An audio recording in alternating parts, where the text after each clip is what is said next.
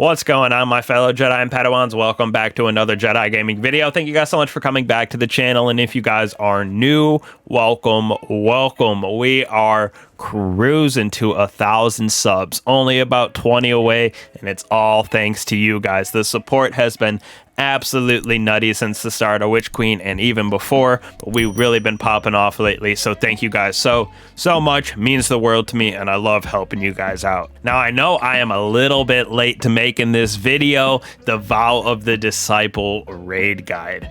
We have been going through, I've been making sure that I got the basics down for every encounter and every role within the encounters, so then I can give you guys the best possible guide out there.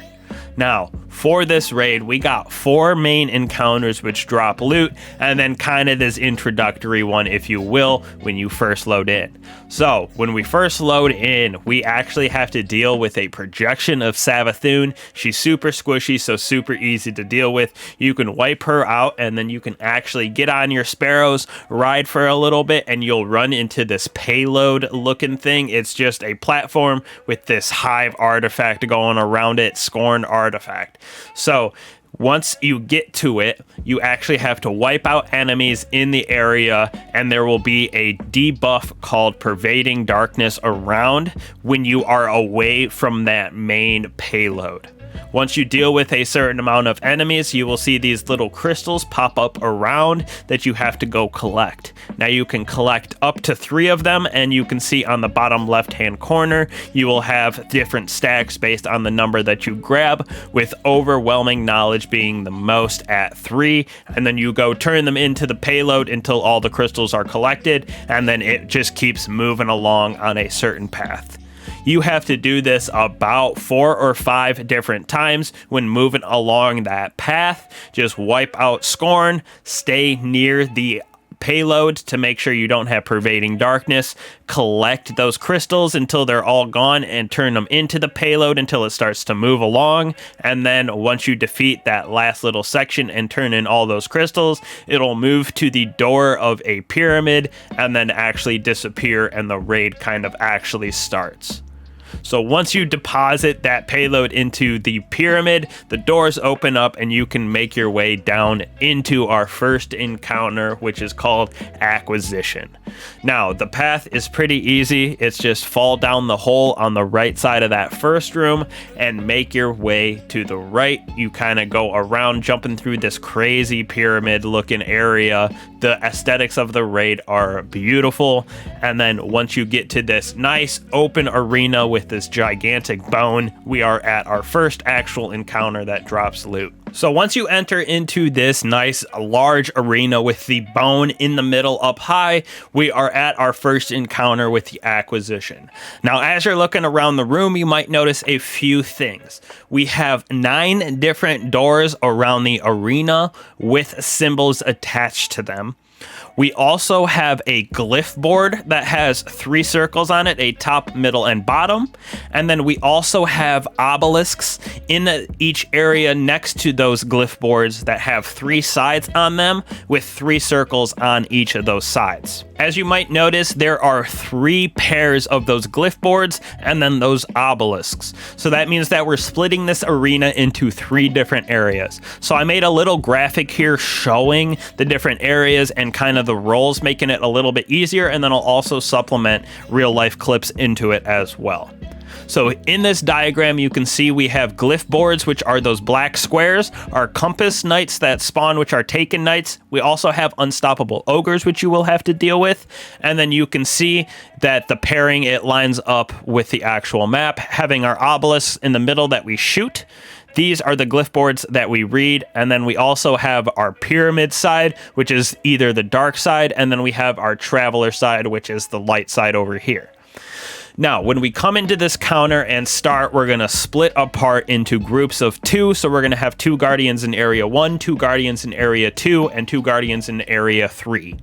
One of these guardians will be a runner, which just means they will be going into the rooms inside of their area, and then the person is also on the outside. The other guardian is going to be our reader, which is reading the glyph board. So the basics of this encounter is at the glyph boards on those 3 circles. The top one will designate where one of the compass knights spawns, either the pyramid side or the traveler side. And you can see where I put these knights is actually where they will spawn on the map. So you kind of know where to go look for them. Once you destroy that compass knight on the glyph board, you will see the symbol underneath it, that middle symbol, pop up with one of these 9 doors. Now that just means the runner for whichever area that door is in has to go inside of that door and defeat a certain glyph keeper on either the light side of that room or the dark side of the room, which will be also on that glyph board as that bottom symbol. So the glyph board order will be: the top one shows which side the knight spawns on, the middle one is which door to go inside of, and then the bottom symbol is which glyph keeper to defeat, light or dark, because once you defeat that glyph keeper, it'll drop one of the symbols that we actually have to shoot on the obelisks. Now down here in the bottom left hand corner shows the symbols that those glyph keepers drop. You have to do this in 3 different doors before you can actually shoot your obelisk though. So let's say you go area 1 first, we'll get a knight on the dark side. Over here in the triangle, you defeat that knight. The door that pops up is stop, let's say. The runner will go inside a stop, defeat the screebs that'll be in there, and then the reader who is reading that glyph board will tell them light or dark side. The guardian inside of the room, the runner, will defeat that glyph keeper and then see which glyph it drops. That'll be repeated, like I said, 2 more times to get 3 glyphs in total, and then you will see which obelisk out of area 1, 2, or 3 has all 3 of those glyphs down here in the left. So let's say it's Fleet, Earth, and Black Heart. If your obelisk has those 3 glyphs, you have to shoot them pretty close together to actually accept the offering for that obelisk, and then that obelisk is basically shut down, and then you just repeat that same process 2 more times on the other 2 obelisks. So this is a 3-phase encounter where you have to shoot 3 symbols on each of the 3 obelisks. So basics, like I said, the reader at each area will read their glyph board. It'll show the top circle will be either pyramid side or traveler side for those compass knights to spawn. You defeat that compass knight, then the second circle in the middle of that glyph board pops up, showing the door to run into for that runner, whether it be area 1, 2, or 3. They're not always going to be the same area. Once you go into that certain room as the runner, the bottom circle on that glyph board will pop up as either the light or dark over here on the left side. And then that is the glyph keeper that the runner has to defeat so that they can get the right glyph to read, so we can shoot it on the right obelisk. Once you are able to shoot all 3 obelisks and they accept your offering, the encounter is done and you can collect your loot. It is a pretty easy encounter once you get the flow of it. There's just a lot of little mechanics going on, so it's nice to have a set call outs with door names and then also the glyph names as well. Now that we've finished the acquisition encounter, which definitely has a little mechanics, it might take some getting used to, but once you get used to it, super easy to go through. We make our way through the pyramid and we move on to a second encounter, which we have our first boss at. Now this is the Caretaker encounter. This encounter has 3 different roles inside of it. You have a runner, you have ad clear, and then you have a stun team. So once again, we're going to split up into groups of 2. We're going to have 2 runners, 2 people doing ad clear, and then 2 people stunning the boss. I'm going to go over runners first and then stunning the boss, and then ad clear is kind of self-explanatory. There's just ads on left and the right and some that spawn in the middle that you have to deal with. Now for our runners, we're going to have a room in the back of the map on each floor. We have 3 different floors in this encounter.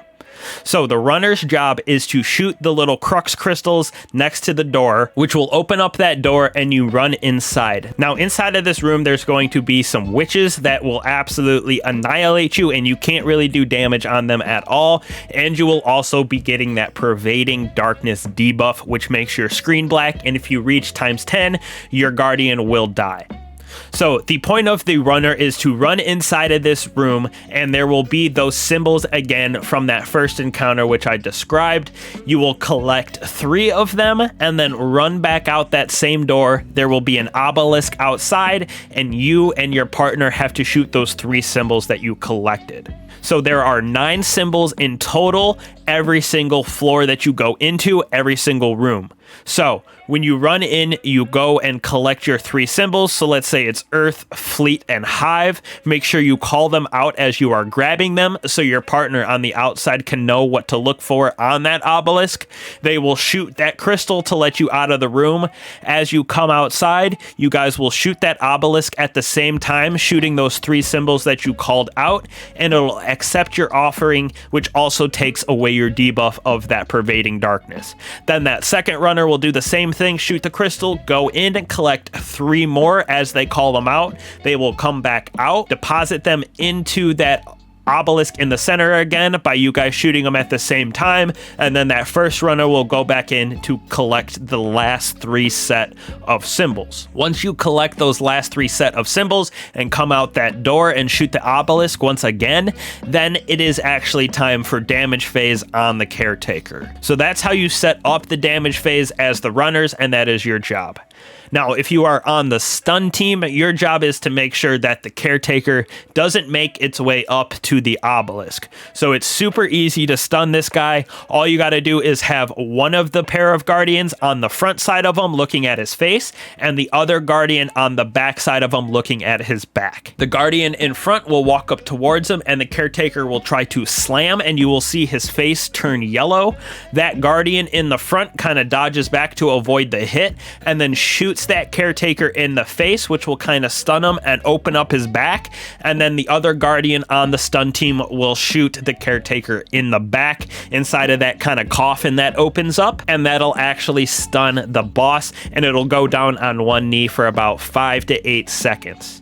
Now when you stun the boss, it'll also be throwing these worms up in the sky from its body. Make sure you take care of those, because when you do stun the Caretaker, sometimes you will get the Caretaker's gaze, and these exploding worms will come from the sky and chase whoever has that. So just make sure you are keeping up with those flying worms that are in the sky. Now, as long as that stun team stays on top of their game, the runner should have way more than enough time to go in and collect those 3 each time, and then shoot them for the 9 total before the Caretaker really gets even close to the obelisk. Now, as long as those guys are stunning, just make sure it'll either come up on the left side of the arena or the right side of the arena on each floor. Like I said, there's 3 different floors for this encounter.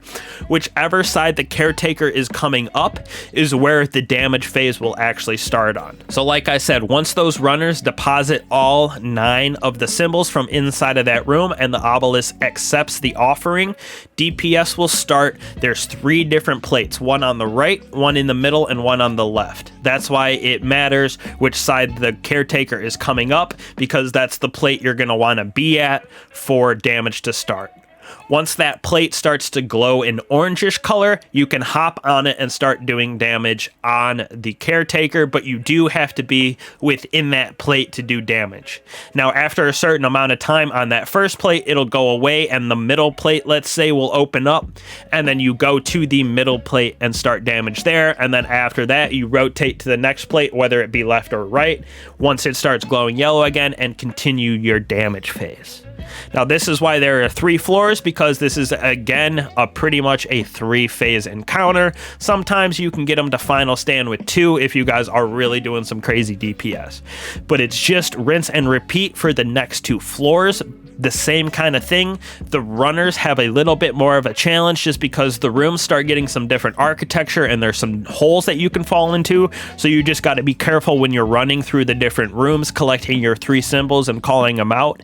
The stun team is doing the same thing. That front guardian is shooting his face to open up his back, and then that second guardian shoots him in the back to stun him. He'll go on a knee for a couple seconds. You deal with the worms in the sky, and then once you get your 9 of those symbols, those glyphs submitted into the obelisk, you start your damage phase on whichever plate, the left or the right side, that the caretaker came up. Once you get to the final stand for this guy, after the 3rd floor, some stairs will come down, and then it's just basically the same exact thing. You go onto the first plate, which is farthest away from him, do damage on the boss. Once a little bit goes by time-wise, the next plate a little bit closer to him will open up. You do more damage. Most of the time, you can actually destroy him on the first plate now that contest mode is gone. But there are 3 plates in that final stand phase as well, so you can get up to, you know, a good amount of damage if you need to on him at the very end there. Once you clear that out, that final stand, super easy. Grab your loot, and we got a little jumping puzzle ahead of us.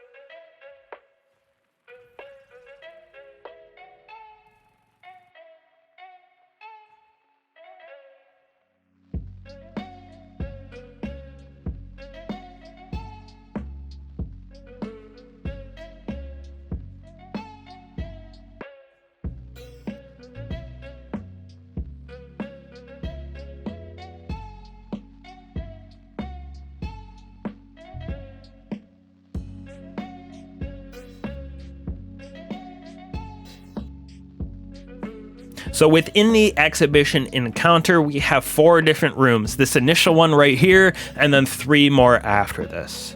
So as we continue to progress through these rooms, there will be more jobs for different guardians.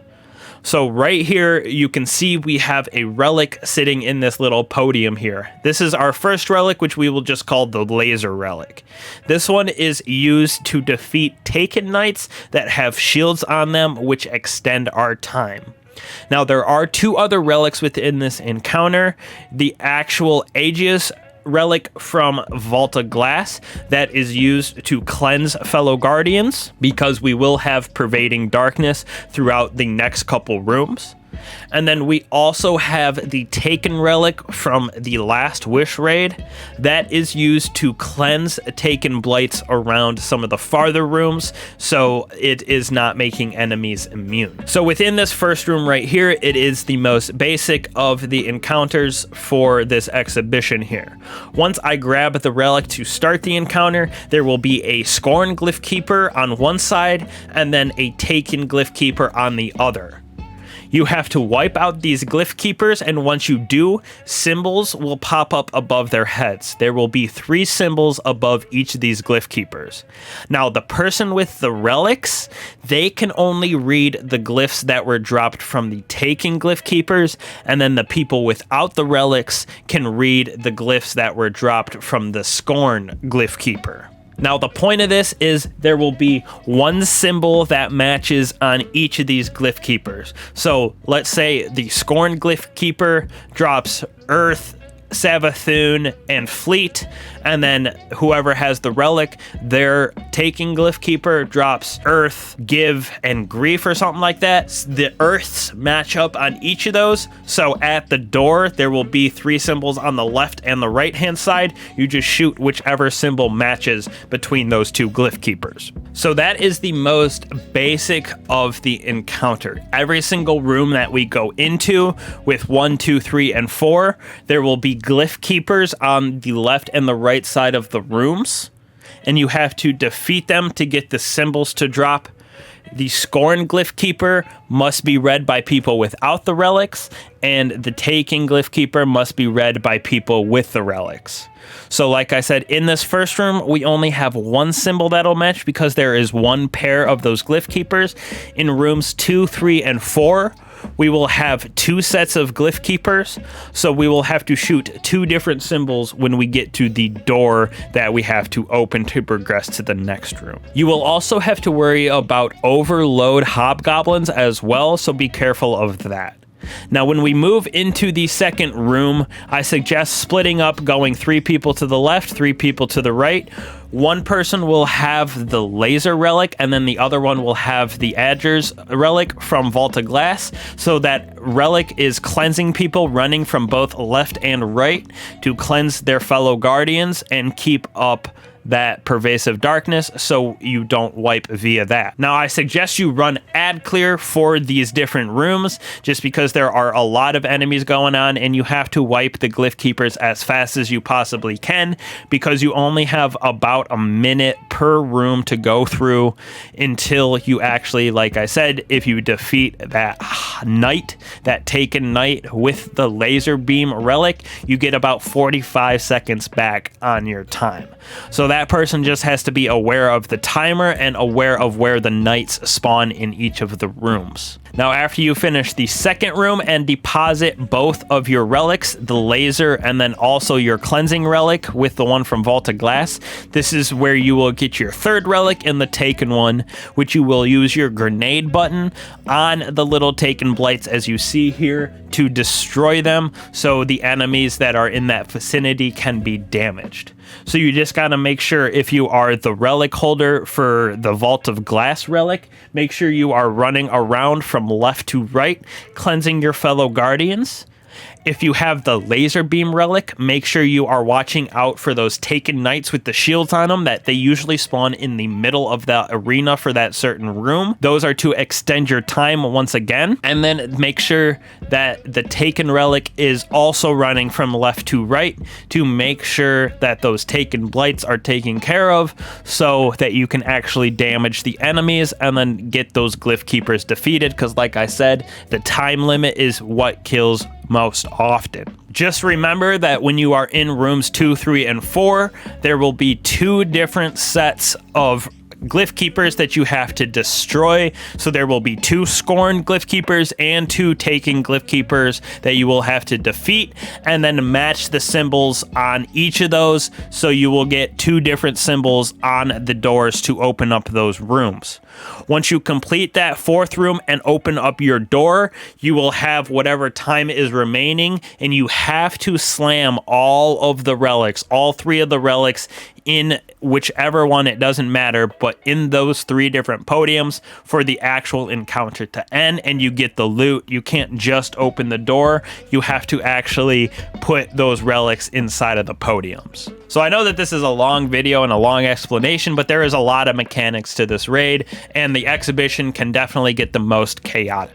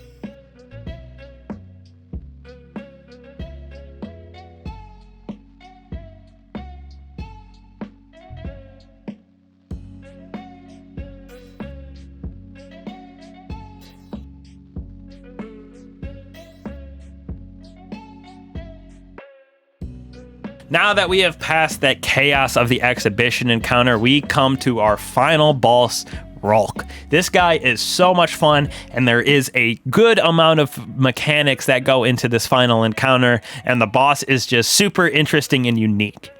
So for this encounter, we kind of have 2 different roles. We're going to have 3 guardians be ad clear, just worrying about dealing with ads down low. And then we will have a team of 3 that is actually switching a certain buff around and then depositing that charged buff as well. So the 3 guardians that are ad clearing, that's all you're doing. It is super easy. Just make sure you're staying on top of the ads. There will be taken that spawn in different layers on this map with a couple abominations as well. So the encounter starts with 1 person from the buff team. Remember, we have 3 of them.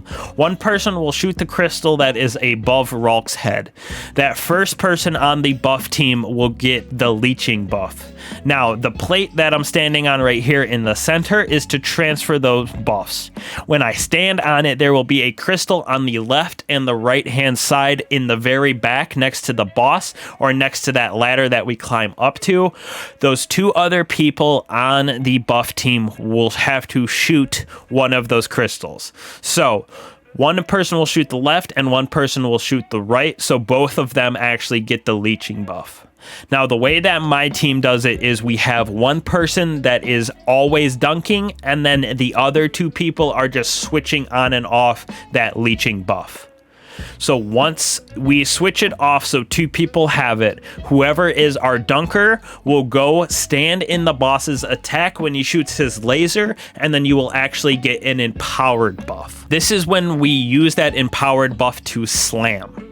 So to actually slam, it's kind of the same as the exhibition encounter. Before the boss starts doing his attacks, there will be a glyph keeper on the left and a glyph keeper on the right. We have to destroy them, and then on the little totems next to us, we will see the people without the buff, so everyone that doesn't have the leeching or empowered can see the scorn symbols. So once again, there will be 3 of them, and whoever has the leeching or empowered can see the taken symbols that dropped from that glyph keeper.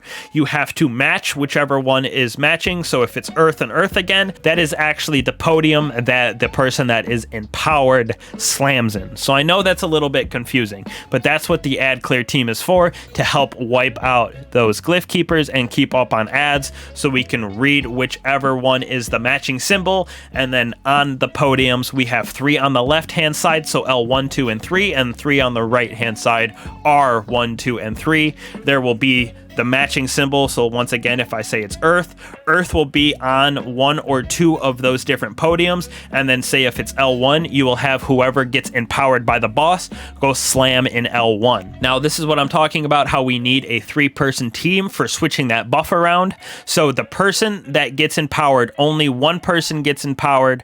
So once they dunk it, they become unempowered again and just totally normal. So that second person who grabbed the crystal when I initially transferred it off, they go stand on the pad, and our slammer will shoot the right hand crystal, and then I, getting the buff back, will shoot the left hand crystal to trade it off from that other person.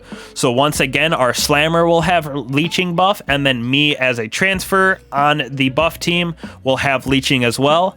That slammer will go stand in the boss's laser beam attack to get empowered, and then whoever is reading the symbol, which is the person who just traded off the buff, will call out R1, R2, R3, whichever the matching symbol is on, and that empowered person will go dunk again. And you just rinse and repeat this 6 different times and slam the 6 different balls in the empowered areas, whichever one the symbol matches on. Once you slam those 6 different empowered, then we actually start moving up to the top platform to do DPS on the boss. Now, this isn't DPS right away, though. The boss will skip around the map and do some different attacks on you, and when he does, he will drop his staff. So whoever was the slammer on the buff team down low will shoot his glaive, and then once they shoot the glaive, they will get that leeching buff. Now, one of the readers from down low, whoever else was on the buff team, will see a symbol from that glaive that gets dropped when that other person, the slammer, picks up the leeching buff. There are 4 different areas to slam up top, so whichever that symbol is, you just read it out, where the slammer once again gets caught up inside of the boss's laser beam attack to get empowered, and then they will go slam in one of those 4 areas, whichever the symbol drops in. So there are 2 on the left and 2 on the right. So you just call out L1, L2, R1, R2 for whichever symbol it is when that glaive drops. Now, everybody else that isn't reading or slamming during the boss phase up there, there will be little spots that glow on Rhulk that you have to shoot to actually start the damage phase. Now, if you do not shoot these, he will still be immune and you can't do damage on him. So everybody else has to be keeping up with the different spots. It's usually his shoulder, his hip, something like that you have to shoot, and it's very obvious the spot that lights up. It's yellow and white, so you will be able to tell where you got to shoot. But that is what everybody else is doing for the boss phase. Make sure you're shooting those critical spots off of him, and then once the slammer slams 4 of them, he will go into DPS phase. His appearance kind of changes, and then you can actually start doing damage on him. Super interesting damage phase because he's not just standing still, so you're going to be having to dodge his attacks, and if you do get hit by that laser beam attack, you get pervading darkness, so you do got to watch out for that. Now, during the DPS phase, it's kind of nice to have somebody with divinity to give him a bigger crit spot, and then just throw linear fusions, snipers, rockets, whatever you have at him. Supers are really nice for this damage phase as well, and then once you do a certain amount of damage, you can one-phase him, but you definitely got to be on top of your game if you're doing that. You just kind of got to rinse and repeat. He will have these invisible walls that push you back, so make sure you are getting to the very starting of that platform where we threw down the rally flag, or else he will push you off the map, and then you just rinse and repeat as many times, up to 3 as it takes, to get him down to his final stand, which is just the same thing. He'll be running around at that top area, and you just got to do enough damage quickly on him before he wipes you with pervading darkness. It's a super fun encounter and super easy for everybody to do, especially those ad clear. You just got to keep up on those ads, and the glyph keepers for sure. The leeching, the buff team just has to stay on top of that one slammer, and then the other 2 people just making sure they're switching that buff between them, so only one person has that empowering at all times. Then once you defeat and go up and destroy the boss, you get your raid loot, you get that lucky chance at the new exotic. So I know this was a super long video, but there is a lot of mechanics for this raid, and each encounter definitely takes a second to get through and kind of get the process down. So hopefully this helped you guys out. Again, I truly appreciate the support. I know, like I said, it was long, but thank you guys. I truly appreciate it. I'll catch you in the next one.